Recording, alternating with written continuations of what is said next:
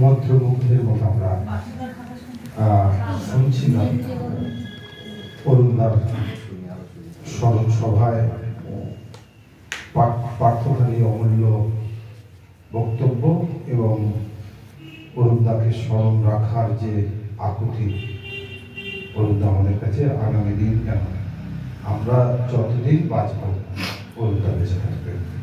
সবাইকে শিল্পী মনের পক্ষ থেকে আন্তরিক শ্রদ্ধা এবং ভালোবাসা জানিয়ে এই স্মরণ সভা আজকে আমরা শেষ করছি। শিল্পী মনের পক্ষ থেকে আমি প্রথমেই তাদেরকে কৃতজ্ঞতা বলবো না, অরুণদাকে শ্রদ্ধা জানাবার জন্য কৃতজ্ঞতা নয়, আমাদেরকে অভিনন্দন।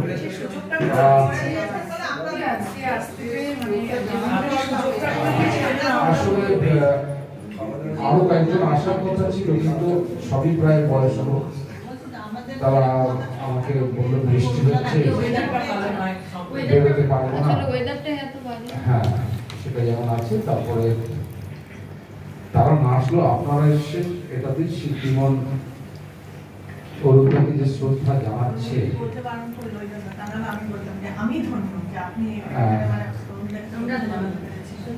না, আসলে অরুণদার মতো মানুষকে যে আমরা এই ছোট্ট করে ঘরোয়া অনুষ্ঠানের মধ্যে শ্রদ্ধা জানাতে পারছি, এটা আমাদের পরম পাওয়া। আমরা এখন যার বক্তব্য শুনবো এবং বক্তব্য শোনার পরে আজকের অরুণদার প্রতি যে শ্রদ্ধা সেটি আমরা শেষ করবো। শ্রদ্ধা অনুষ্ঠানটি বক্তব্য রাখবেন শিল্পীমন এই যে সাংস্কৃতিক সংগঠন করতেই হবে। আপনারা আপনি এত ভালো বলেন, অন্যতম প্রধান আপনার বলা কথা বলার সময় সবাই শুনছে। পার্থসারথী গান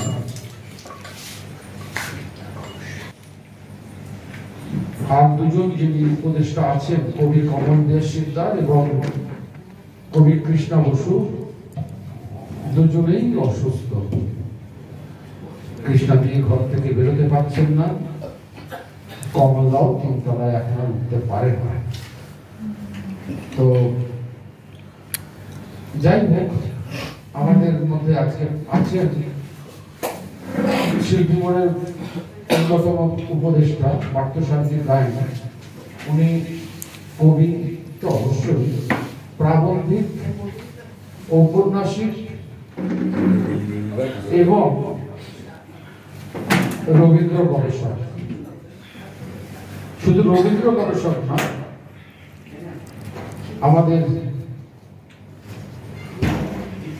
হিন্দু সনাতনীদের যে পবিত্র গ্রন্থ গীতা তারও গবেষক। তার উপন্যাস সিনেমা হয়েছে, উনি নিজে অভিনেতা। এইরকম একজন মানুষকে আমরা এই শিল্পী মনে পাই প্রতিটা অনুষ্ঠানে।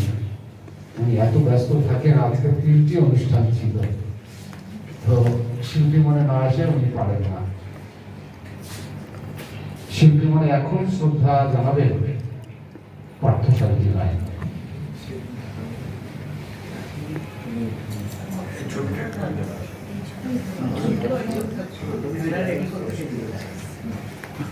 ছবিটা তো